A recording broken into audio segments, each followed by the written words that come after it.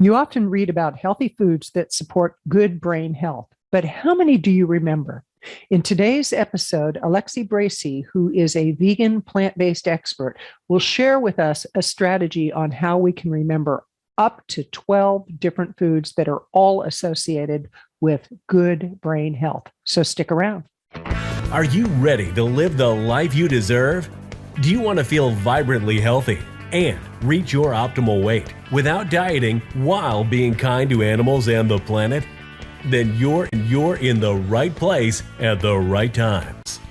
Welcome to Plant-Based Eating for Health with your host, certified plant-based nutritionist, Kathleen Gage.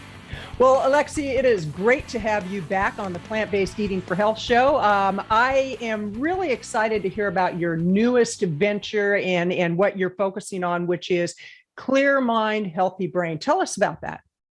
Well, women are 3 times more prone to getting dementia, and dementia is hitting mainstream news. It's become like an epidemic proportions.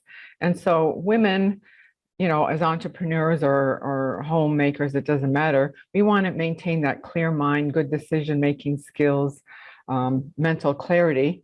And so that is all having a healthy brain. So my program addresses things that contribute to achieving a clear mind and thus a healthy brain, and so staving off dementia.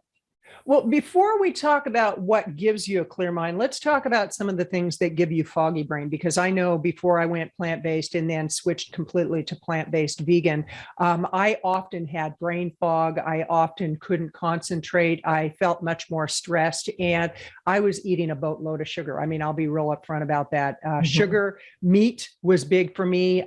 Dairy was huge. I was very addicted to cheese, and it took really hitting a wall around inflammation for me to realize that I did have control over what went into my body and how I felt. So let's start with some of the main foods that people consume on a regular basis that are really contributing to foggy brain, stress, obesity, and things of that nature. Well, just like the things that you mentioned, but it's agrochemicals, and agrochemicals are the pesticides, the chemical compounds sprayed on our foods by farmers. The worst culprit is glyphosates, which is the active ingredient found in Monsanto's Roundup. So farmers spray on their crops to kill the weeds off, and so they have a better yield. Glyphosates have been shown, number one, it has been shown to be carcinogenic, and also it impairs your digestion, which impairs your sleep. And if we don't get enough sleep, which is when your brain detoxifies, we're tired in the morning. And a clear brain, we're not focusing, with a sharp mind like we used to. So agrochemicals, whether it's genetically modified, there's lots of pesticides on our foods. Glyphosate's a big one. So really strive to eat as much organic as possible. Well, let's look at the situation where there are people that literally live in what's called a food desert, and they don't have access to healthy foods. What can they do? Because in certain areas in the United States, it's easier to get a pack of cigarettes and a 6-pack of beer than it is to get an apple. And so for those of us who are fortunate enough to have our own vegetable garden, we actually have zucchini, we have cherries or tomatoes, we have cherry tomatoes and regular tomatoes, we have artichokes. I mean, we've got a beautiful garden, but not everybody's in that position. What can people do to move towards a healthier protocol? And then let's talk about the top 10 foods that will really give you clarity of thinking. Well, if you eat more foods that are not cooked, because when foods are cooked, that means foods coming out of a can, out of a package, processed, it has killed all the nutrients in it, and it does cause the inflammation in the brain. So inflammation in the brain is dementia. Inflammation in your bones is arthritis. Inflammation in your heart is heart disease. So inflammation. One of the key things that I consume every day is sprouts. Everybody can grow sprouts. All you need is a mason jar, some seeds. You soak them in water for overnight to remove the phytic acid, drain it, rinse it, and then you just let it sit at room temperature. And within 2 to 3 days, you'll have a little seed like a lentil or pea or alfalfa or zucchini, a little seed with a little root on it. And it's just loaded with nutritional value. Mung beans, have all the proteins. Are you a vegan business coach, consultant, author, speaker, small business owner, or a nonprofit looking for ways to raise your visibility in the vegan world? Then visit veganvisibility.com. That's veganvisibility.com. For those of you who want to get on podcast shows, get the Vegan Visibility Directory with 135 vegan podcast shows that look for experts like you to appear on their show. Now, back to the show. You could possibly need. So anybody can grow seeds. And if you have kids, they would love to watch, oh, Mom, look at, there's a little root on it. And all of a sudden this thing has come alive. So definitely grow your own sprouts, sprout your own foods. I remember you gave me a refresher on a memory. I was about 7 years old, so going back about 60 years, where I had an avocado seed, and we would put toothpicks in it, put it in a glass of water, and watch the seed basically it would sprout, and it was so fascinating. And I completely forgot about that, but I want to get back to sprouting. But before I do, let's talk about the increase in dementia and Alzheimer's and inflammation of the brain. Is it really on the increase, or is it just because we have more information available? No, it definitely is on the increase, but we live in a much more toxic environment than we did 30, 40, 50 years ago. When I was a child, you didn't hear about parents or grandparents having dementia. It was unheard of. It's the agrochemicals. We sit in front of our computers all the time. We're not getting enough exercise. We're watching TV, Netflix. We go to bed with our computers, which is the worst place to take any electronics in. Your bedroom is specifically for sleeping and the other thing, but not for entertainment, So Wi-Fi is another big contributor, because we're glued to our cell phones, to our computers, like 24/7. We're not getting enough exercise. We're too sedentary. And, do things that stimulate your mind, a new skill, a new language, take up a hobby. The blue zones, which boast the healthiest, longest living inhabitants on the planet, well into their 90s and 100s, they're active all the time. They take part in the community. They're gardening. They're involved with the family. They're handing down traditions, from generation to generation. They have meaning and purpose in their life. So, when people say, I'm going to retire, and I'm in Canada. So when people say, when I retire, I'm going to move to Florida because it's warm there, retire and do what? Do something stimulating that really stimulates your mind.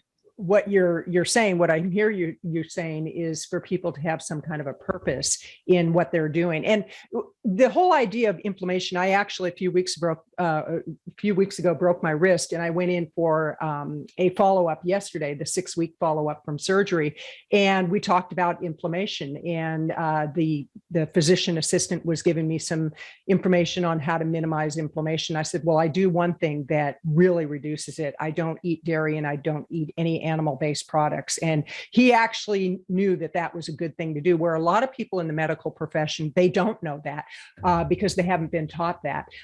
So let's move into the top 10 foods that people can eat, or 10 if it is herbs or foods or liquids. What can people do to minimize inflammation? Start with an avocado. Okay. And so in order for you to remember, I put my avocado on my head and pretend it's guacamole.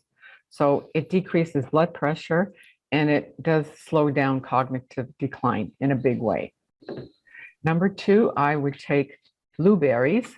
And in order to remember blueberries, I take 2 blueberries and I'll put them in my nose. And why blueberries? Because they contain antioxidants, again, which are really good for your brain. Then medicinal mushrooms, lion's mane is the best. Oyster mushrooms, porcini mushrooms are really good. Again, it stimulates brain cells, and it does slow down your memory decline. So take this oyster mushroom and I put it into my mouth. Then I take olives and I will put olives on my ears. Then I will take broccoli, high in nitrates, and I'll put it on my Adam's apple. I will take greens and I'll put them on my shoulders like shoulder pads. Yellow fingers from turmeric. Put turmeric in your salads in a glass of water. Instead of getting your omega-3s from fish, get it from the source that the fish gets their omega-3s, which is sea vegetables, not seaweed, sea vegetables. So I make a necklace with my sea vegetables. Then a good source of omega-3s, walnuts, and they resemble your brain. I put it on my belly button. Then, in order for me to maintain that good cognitive function as well, one of the really good herbs is rosemary. So I can use rosemary just as a decorative piece over my ear. And then for also added protection and good brain health, dark chocolate. So dark chocolate, I'll sit on it. So just to recap, avocado on your head, blueberries in your nose, olives in your ears, an oyster mushroom coming out of your mouth, greens on your shoulder pads, sea vegetables as a necklace, yellow fingers with turmeric, walnuts on your belly button, rosemary as a hairpiece, and I'm sitting on a piece of chocolate. Okay. So you can read articles on the top 10 foods, but do you remember them? But if you associate them with the body part, that way you remember it. I learned this from Jim Quick. And when I was writing an article following up what I had learned, I just thought of the body part and the name of the vegetable just came to my mind. Well, the question is, have you ever gone out in public with all those on your head and in your ears? And well, I do take them for demo. So, it does make a point. That would definitely be a conversation piece. Let's talk about turmeric because actually it's interesting. Before I broke my wrist, and it was a freak accident, it had nothing to do with the fact that I had brittle bones. I actually have very, very strong bones. But it was an accident where something hit me on the back of the head. It was one of those big tents that they have over vendor spaces at outdoor events. Gust of wind came up. They didn't have it secured. It literally hit me on the back of the head. I face planted onto the cement. So they checked me for a brain bleed, which didn't have that, fortunately. The wrist broke in a couple of places. But before that time, I was running on a regular basis. I would run 3 to 5 miles a day, and I was doing yoga, and I was very, very active. And I have to tell you, it was really difficult the first couple of weeks not being active because I was in so much pain and didn't want to overdo any pain medication or anything like that. And one of the big things I focused on was minimizing my inflammation because I know that will help in the healing. But today I actually went on a 2-mile run, very slow run, but I've been out. It's been 4 days now that I've been doing this. And I was thinking about turmeric when I was on my run. It was like, it just kept coming up for me. Talk to me about the properties of turmeric, or did I pronounce that right? Turmeric? Yeah, that's turmeric. Okay. Yeah. Really?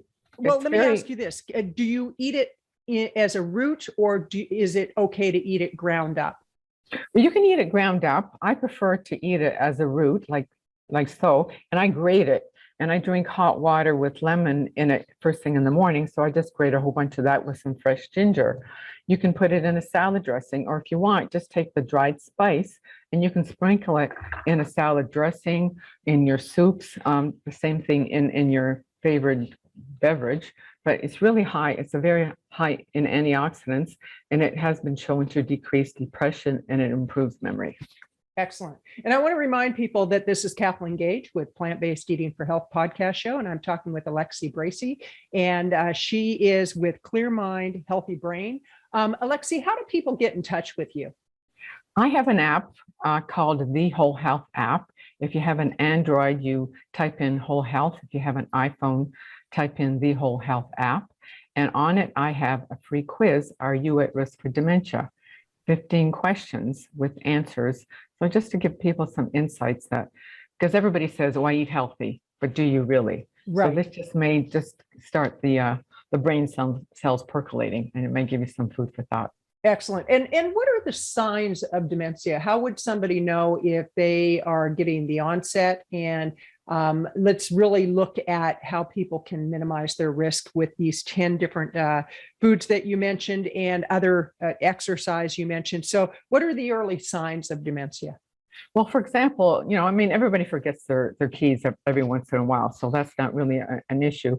When you go to the store to buy three things and you buy three things, but not the one that you went to the store for, then because there's so much security on all the different websites and whether it's Zoom or Amazon or whatever, they give you a code that you have to, a passcode to type in. It's usually 6 digits. If you can't remember the 6 digits, that's really something to consider, that maybe there's something going on. If you don't remember people's names that you just spoke to on the phone 5 minutes ago, that's really food for thought. But it's just things that you used to remember that you don't remember anymore, or your mind goes blank in the middle of a sentence and you can't connect the two together. And it's really like, even if you forget your phone number, sometimes it doesn't have to be the whole phone number, but maybe just 3 numbers. Because I mean, I remember my phone number from when I was a kid. You just read my mind, because I was thinking, I remember, I have no idea who has that number now, but we're going back over 60 years ago. That's amazing. Yeah, I know.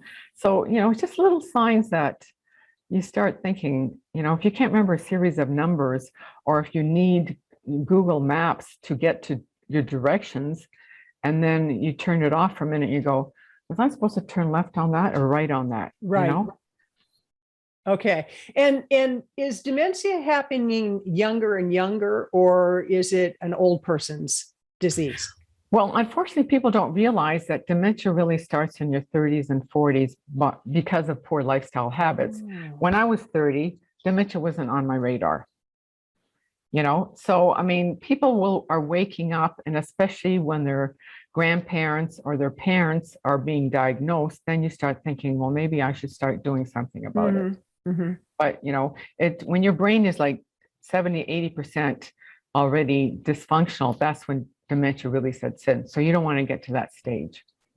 So give us a protocol for the day. Like, what can people do? They get up, should they drink water? Should they do some kind of breathing exercise? I mean, what would you recommend to people to really have a healthy brain?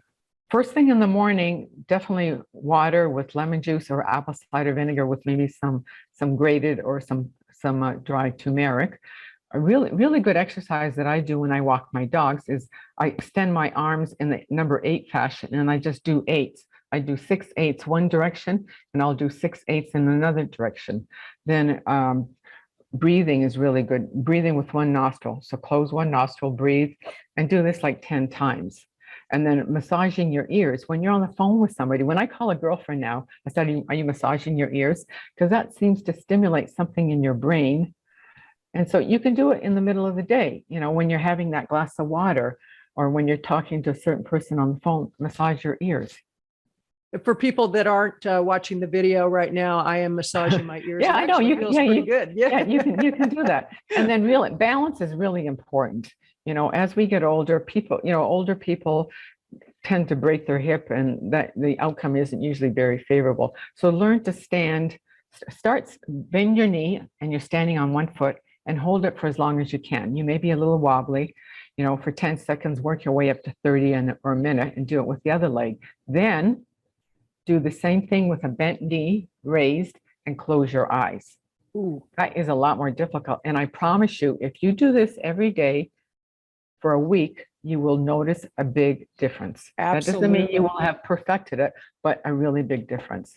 So it just prevents the slips on ice or falling down the stairs. And that's a big one. And it's interesting because when I broke my wrist, it was automatically assumed when I went to emergency, and then I went to have the surgery because of my age. I'm 67, and they assumed because of my age, it was from me tripping, because I didn't have good balance. And I'm like, oh, no, let's talk about this. I run on a regular basis. I do yoga. I'm plant-based vegan, so that's not the issue. But for a lot of people, that really is an issue. And it's kind of sad because when I went through the whole protocol for getting the surgery set up, the number one question they asked me was, what medication are you on? I said, I'm not. Oh, And then I they would know. ask, are you on blood thinners? No, I'm not. Well, and I actually had a few of them who said that's not normal. And it's like, oh yeah, that is normal. We've just gotten accustomed to the not normal being normal. We've normalized bad behaviors. We've normalized illness. We've normalized inflammation in the brain. And one of the things I know to be true is by being 100% plant-based vegan, whole food plant-based vegan, your brain is going to function a lot better. You know, I think of the whole pandemic and the shutdowns and everything, and it's been stressful for everybody, but I have to say, I know that I handled it with a lot more grace than I would have had I been eating a lot of sugar, a lot of meat products, a lot of cheese. What is your take on the food protocol of a plant-based diet for people to minimize brain fog and inflammation? Absolutely a must. You know, start small. Meatless Mondays. When you have friends over for dinner, say you want to come over for dinner, you don't have to specify what it is.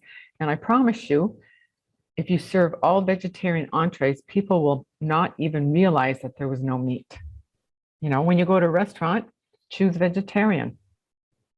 You know, and love that. I love what you say about that, because we just had some family in, and a few times over the last few months, we've had the opportunity to get together with family, and I ended up being the cook. I now have a kitchen angel, my mother-in-law, who helps me dice the food up. But when people were first going to be joining us, they were like, you're not going to do any meat? I said, I don't do meat. And I said, please just do me this one favor and have an open mind to the foods that I'm going to serve.